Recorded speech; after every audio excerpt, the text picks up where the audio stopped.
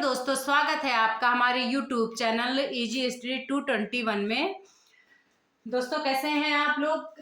मस्त ही होंगे। पढ़ाई करते रहिए लगातार। मेरी वीडियो को देखिए, समझ में जो ना आए उसको बताइए। थ्योरी क्लास है, इसको अगर आप लोग नोट करते रहेंगे तो आपका प्री तो बहुत अच्छे से निकल जाएगा। उसके बाद में इससे मेंस की भी तैयारी धीरे धीरे होती रहेगी।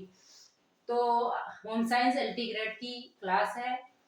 हमने अभी तक पढ़ा था विटामिन जो है, विटामिन B6 पढ़ा था। अब अगली विटामिन जो आती है वो आती है पेंटोथेनिक अम्ल। ये जो पेंटोथेनिक अम्ल है, अब ये सुनने में सोच रहे होंगे कि कैसा है, मतलब विटामिन तो लग नहीं रहा।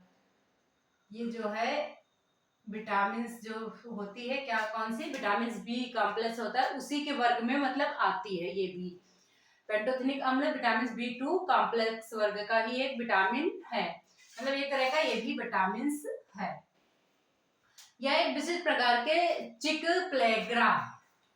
प्लेग्रा मतलब चिक मीन्स क्या होता है? चिक प्लेग्रा। तो त्वचा शोध मतलब त्वचा शोध को ठीक कर सकता है। मतलब ये जो चिक प्लेग्रा है, ये इसकी कमी से कुल मिला के होता है। तो जब इसकी पूर्ति होगी तो ये रोग नहीं होगा, या ये रोग ठीक हो जाएगा, या रोग मतलब इसकी रोकथाम हो सकती है। विटामिन B2 की कमी पर रखे गए मतलब चूहों पर किए गए प्रयोगों से उपरोक्त मतलब प्रयोगों से यह पता चलता है कि 1938 में विलियम्स और उनके साथियों द्वारा कैल्शियम लवण के रूप में अलग किया गया था।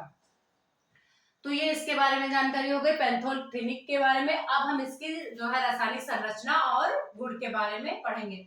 जो रासायनिक संरचना वाले जितने भी नाम है आप लोग नोट करते रहिएगा कि ये इसका है और ये इसका है, नहीं तो फिर दिक्कत होगी। रासायनिक संरचना और गुण।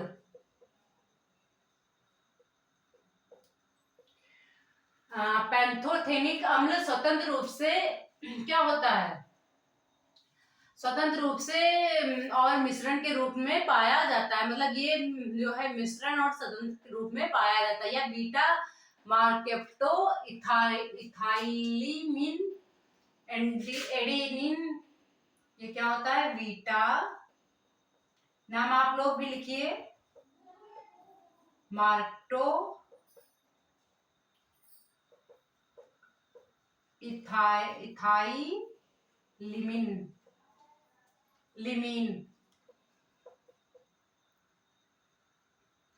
एडिनिन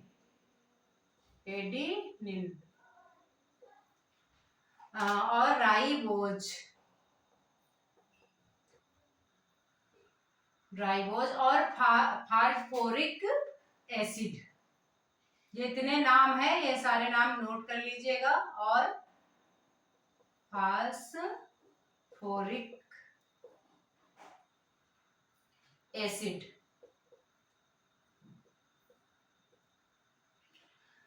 के साथ पाया जाता है। अब ये मतलब ये पेंथोथेनिक जो होता है, ये इन सब चीजों के साथ में पाया जाता है।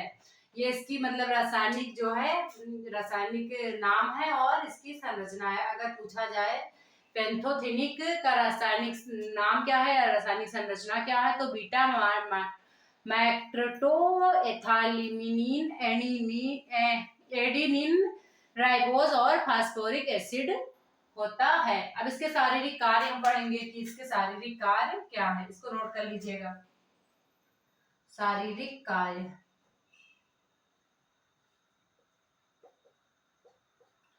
शारीरिक कार्य में पेंथोथेनिक अम्ल जो होता है उसमें मतलब सहयोगी एंजाइम जो है वो ए है। ए के रूप में कार्बोहाइड्रेट और वसा के चयापचय में भाग लेता है। ये मतलब वसा और कार्बोहाइड्रेट के पाचन में सहायक होता है, या पायरुविक अम्ल के ऑक्सीकरण में आवश्यक होता है। अब इससे कमी के क्या प्रभाव हैं? तो कमी के प्रभाव को बीन और उनके अन्य साथियों ने कमी के प्रभाव को बताया है। कमी के प्रभाव के बारे में तो बीन जो महोदय थे उन्होंने बताया कि जो है 1958 से 1960 के बीच की बात है ये। 1958 से 1960 के दौरान किए गए प्रयोगों में परिणाम स्वरूप क्या मिला कि मितली, उल्टी, कपकपी, हाथ लंबे करना, झुंझलाहट आदि लक्षण देखे गए। जब इसकी कमी हुई तो ये लक्षण हमको दिखाई दिए। कौन कौन से? उल्टी, कपकपी, हाथ लंबे करना मतलब हाथ झटकना, और झुलझुलाहट आदि लक्षण देखे गए। जैव रसायन की जो मतलब असमानता पाई गई उसमें वो क्या थी? वो थी, एक मिनट को बिगाड़ते हैं, एडिनोकार्टिकोटापिक। कितने टफ नाम कोई पढ़ाता नहीं है, मैं पढ़ा रही हूँ क्योंकि पेपर में आपके ये सब आएंगे। कार्टिकोटापिक, ये नोट कर लीजिएगा। हार्मोन के प्रति इयोसिनोपेनिक प्रक्रिया और इंसुलिन के प्रति संवेदनशील है। हार्मोन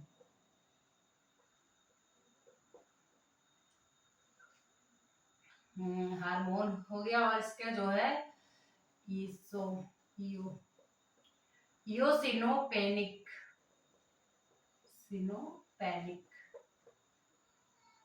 मोस्ट इंपॉर्टेंट क्लास है बच्चों, जरूर देखिएगा। प्रतिक्रिया और इंसुलिन के प्रति संवेदनशील है।